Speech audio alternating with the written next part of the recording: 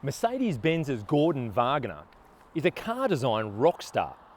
He's the guy that determines the three-pointed star's design strategy, and a decade ago came up with the concept of sensual purity as a key driver in the way the brand's cars should look and feel. And this is the latest expression of that thought, the second generation CLA four-door coupe. The way a car looks is a subjective call, and as always, your thoughts are welcome in the comments section below. But I'm putting it out there, this is a beautiful machine. And Wagener's not pulling any punches either. He says this car has the potential to become, quote unquote, a modern design icon. But before we get into it, remember, for all the detail on tech, safety, of which there's heaps, standard features and more, you can read my detailed written review at carsguide.com.au. And if you enjoy this video, make sure to give it a like and hit subscribe so you can stay on top of all our latest videos. The long bonnet, cab rear, wide track proportions sit within a larger footprint.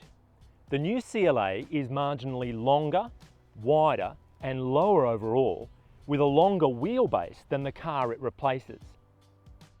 And the car's intricate mix of curved surfaces and hard lines is expertly managed. For example, the angle from this shoulder off this character line all the way up to the roof is virtually unchanged. And the inward slope of the side glass, car designers call it the tumble home, is quite pronounced. And you can see how the broad sweep of this front guard is defined at the top by this hard strake. And the car is super slick aerodynamically as well. The rear view is arguably the CLA's most appealing angle, with the intersection of the sloping turret, boot and rear guards neatly resolved. But before we get inside, let's take a look at what sits under the bonnet and how much it costs to put one of these in your driveway. The CLA 200 is powered by a 1.3 litre four-cylinder turbo petrol engine, driving the front wheels through a 7-speed dual-clutch auto transmission. Outputs are 120 kilowatts and 250 newton meters, which is pretty impressive for such a small capacity unit. In Australia, the CLA 200 weighs in at just under 60k before on-road costs, which is plenty. But the all-wheel drive CLA 250 will join it in early 2020, so the range will line up against the likes of BMW's 4 Series Gran Coupe. The Mercedes-AMG CLA 35 arrives before the end of 2019, with the full-fat CLA 45S scheduled for Q1 2020. But what about the inside? Well, the biggest visual feature is the customizable MBUX media and data interface, expressed dramatically through a pair of 10.25-inch wide screens.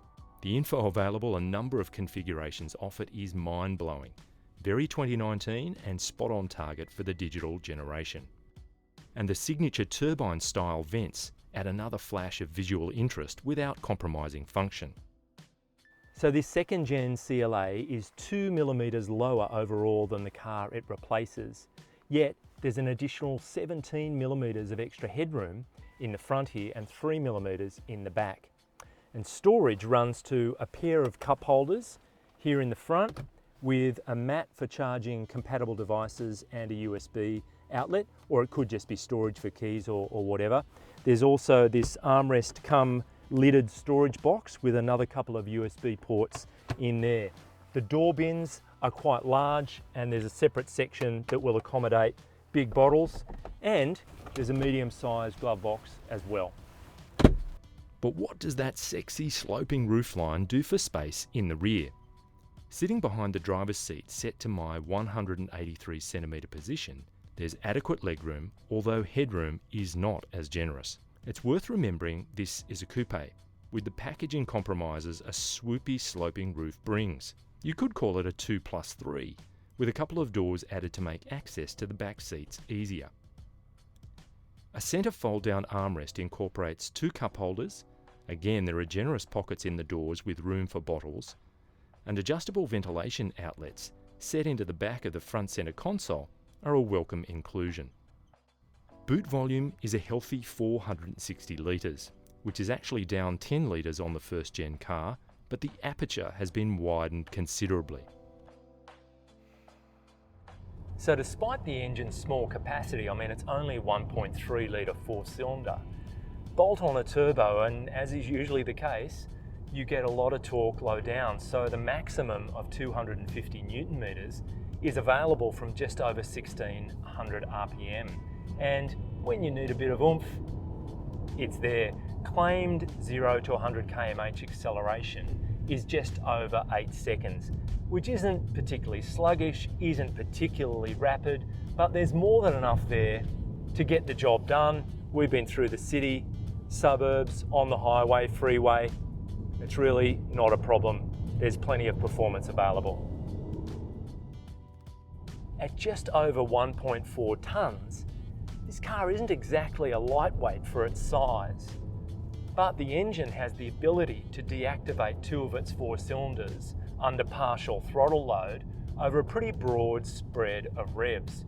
So what you get is a claimed combined cycle fuel economy figure of around 6 litres per 100 kilometres.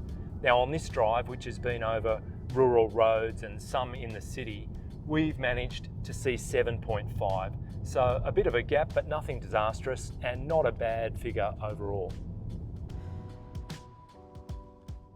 Standard transmission is a 7-speed dual clutch auto, and the shifts are smooth, not exactly rapid, but if you really want to know what gear you're in and hold it for as long as you want to, there are paddles on the wheel that allow you to shift manually. The standard suspension is struts at the front and multi-links at the rear, and a lot of the actual suspension components are made from aluminium, which reduces unsprung weight, and the car does feel pretty nimble in cornering.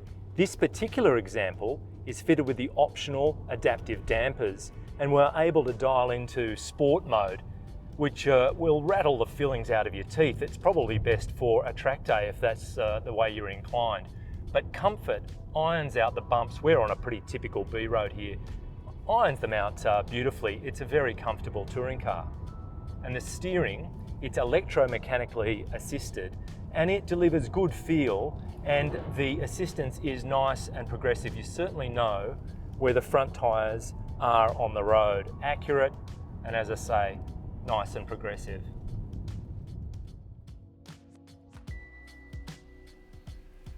The Mercedes-Benz CLA is sleek, well equipped, and beautifully engineered. There's no doubt it's pricey. There are similar sized cars that are 80% as good as this one and cost roughly 50% of the price. But that extra 20% in terms of refinement, dynamic ability, and design sophistication is what you're paying for. If you've got the dough, top dollar buys you a spot on the top shelf. Cheers!